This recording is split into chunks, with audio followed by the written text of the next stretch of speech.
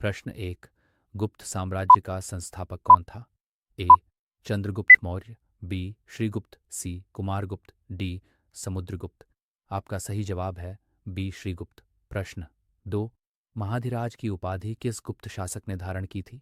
ए Kumaragupta, B Chandragupta प्रथम, सी Samudragupta, D Vikramaditya. आपका सही जवाब है बी चंद्रगुप्त प्रथम। प्रश्न 3। गुप्त संवत किसने शुरू किया? ए समुद्रगुप्त, बी चंद्रगुप्त प्रथम, सी विक्रमादित्य, डी कुमारगुप्त। आपका सही जवाब है सी विक्रमादित्य। प्रश्न 4। गुप्त काल में सोने के सिक्कों को क्या कहा जाता था? ए रुपयक, बी दीनार, सी चंद्र, डी तारण। आपका सही जवाब है बी दीनार। प्रश्न 5। समुद्रगुप्त की प्रमुख विजय कहाँ हुई थी? ए पश्चिमी भारत, बी दक्षिण भारत, सी उत्तर भारत, डी पूर्वी भारत। आपका सही जवाब है बी दक्षिण भारत। प्रश्न 6।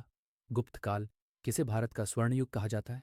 ए कला और साहित्य के कारण, बी केवल युद्ध के कारण, सी सीमित विस्तार के कारण, डी केवल धर्म के कारण। आपका सही जवाब है ए कला और साहित्य के कारण। प्रश्न 7। नालंदा विश्वविद्यालय की स्थापना किसने की? ए कुमारगुप्त, बी समुद्रगुप्त, सी चंद्रगुप्त प्रथम, डी विक्रमादित्य। आपका सही जवाब है ए कुमारगुप्त। प्रश्न 8। कालिदास किसके दरबारी कवि थे? ए चंद्रगुप्त प्रथम, बी कुमारगुप्त, सी विक्रमादित्य, डी समुद्रगुप्त। आपका सही जवाब है सी विक्रमादित्य। प्रश्न 9। गुप्त काल में पारा का आविष्कार कब हुआ? ए मौर्य काल, बी गुप्त काल, सी चोल काल, डी गंगा युग। आपका सही जवाब है बी गुप्त काल। प्रश्न 10। अश्वमेध यज्ञ किस गुप्त शासक ने किया था? ए समुद्रगुप्त, बी कुमारगुप्त, सी विंध्य शक्ति सर्वसेन, डी चंद्रगुप्त प्रथम। आपका सही जवाब है ए समुद्रगुप्त। प्रश्न 11। मौर्य काल में किस लेखक ने इंडिका नामक ग्रंथ लिखा था? ए मेगस्थनीज, बी पाणिनि, सी सुश्रुत, डी कालिदास। आपका सही जवाब है ए मेगस्थनीज। प्रश्न 12। मौर्यकालीन सिक्कों में मुख्य रूप से किस धातु का उपयोग होता था?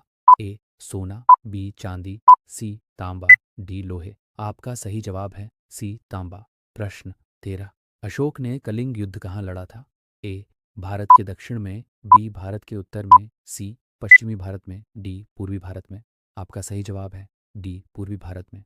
प्रश्न 14। मौर्य शासन प्रणाली में कितने उपसमिति थे? आय 3, बी 4, सी 5, डी 6। आपका सही जवाब है डी 6। प्रश्न 15। मौर्यकालीन प्रशासन में राजस्व संग्रहण की मुख्य इकाई क्या थी? ए ग्राम, बी नगर, सी प्रांत, डी राज्य। आपका सही जवाब है ए ग्राम। प्रश्न 16। मौर्यकाल में किसने मुख्य रूप से साम्राज्य की सीमाओं की रक्षा की? ए राजा, बी सेना, सी मंत्रिमंडल, डी नागरिक। आपका सही जवाब है बी सेना। प्रश्न 17। मौर्यकालीन समय में किस प्रकार का कर लगाया जाता था? ए भूमि कर, बी व्यापार कर, सी आयकर, डी सभी प्रकार के कर। आपका सही जवाब है ए भूमि कर। प्रश्न 18। मौर्य साम्राज्य में शिक्षा के लिए मुख्य संस्थान क्या थे? ए विश्वविद्यालय, बी गुरुकुल, सी पुस्तकालय, डी शासकीय विद्यालय। आपका सही जवाब है बी गुरुकुल। प्रश्न 19। अशोक के प्रसिद्ध शिलालेख किस स्थान पर पाए गए?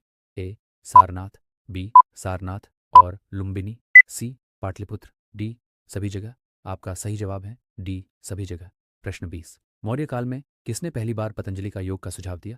ए चाणक्य, बी अशोक, सी पतंजलि, डी बृहद्रथ। आपका सही जवाब है सी पतंजलि। 21। बौद्ध धर्म के अनुसार दुहक के कारण क्या है? ए तृष्णा और मोह, बी क्रोध और लोभ, सी अज्ञान और भ्रांति, डी सभी उपर्युक्त। आपका सही जवाब है डी सभी उपर्युक्त। प्रश्न 22। बौद्ध धर्म में निर्वाण का अर्थ क्या है? ए संसार से मुक्ति, बी जन्म मृत्यु का चक्र, सी यज्ञ करना, डी तपस्या करना। आपका सही जवाब है ए संसार से मुक्ति। प्रश्न 23। कौन सा सम्राट बौद्ध धर्म का प्रचार प्रसार करने के लिए प्रसिद्ध है? ए अशोक, बी चंद्रगुप्त मौर्य, सी अकबर, डी सम्राट हर्ष। आपका सही जवाब है ए अशोक। प्रश्न 24। बौद्ध धर्म में संघ का अर्थ क्या है? ए भिक्षुओं का समुदाय, बी राजा का दरबार, सी मंदिर का नाम, डी पूजा का स्थान। आपका सही जवाब है ए भिक्षुओं का समुदाय। प्रश्न 25। थेरवाद बौद्ध धर्म मुख्य रूप से किस देश में पाया जाता है? ए श्रीलंका, बी चीन, सी तिब्बत, डी जापान। आपका सही जवाब है ए श्रीलंका। प्रश्न 26। बौद्ध धर्म के प्रमुख ग्रंथ धम्मपद का क्या अर्थ है? ए धर्म के शब्द, बी उपदेशों का संग्रह, सी भिक्षुओं के नियम, डी ध्यान का तरीका। आपका सही जवाब है बी उपदेशों का संग्रह। प्रश्न 27। गौतम बुद्ध के ज्ञान प्राप्ति के बाद उन्होंने कितने वर्षों तक अपना उपदेश दिया? ए 40 वर्ष, बी 35 वर्ष, सी 29 वर्ष, डी 50 वर्ष। आपका सही जवाब है सी 29 वर्ष। प्रश्न 28। बौद्ध धर्म के अनुसार कर्म क्या है? ए अच्छे और बुरे कार्यों का परिणाम, बी ध्यान की प्रक्रिया, सी पूजा विधि, डी धार्मिक उत्सव। आपका सही जवाब है ए अच्छे और बुरे कार्यों का परिणाम। प्रश्न 29। बौद्ध धर्म में धम्म का अर्थ क्या है? ए ज्ञान और सत्य का मार्ग, बी पूजा का स्थल, सी तपस्या, डी मोक्ष प्राप्ति। आपका सही जवाब है ए ज्ञान और सत्य का मार्ग। प्रश्न 30। बौद्ध धर्म में शील का क्या महत्व है? ए नैतिक नियम, बी ध्यान की अवस्था, सी तपस्या का प्रकार, डी पूजा सामग्री। आपका सही जवाब है ए नैतिक नियम। हेलो दोस्तों, आपके लिए मैं इसी प्रकार का प्रश्न लाता रहता हूँ।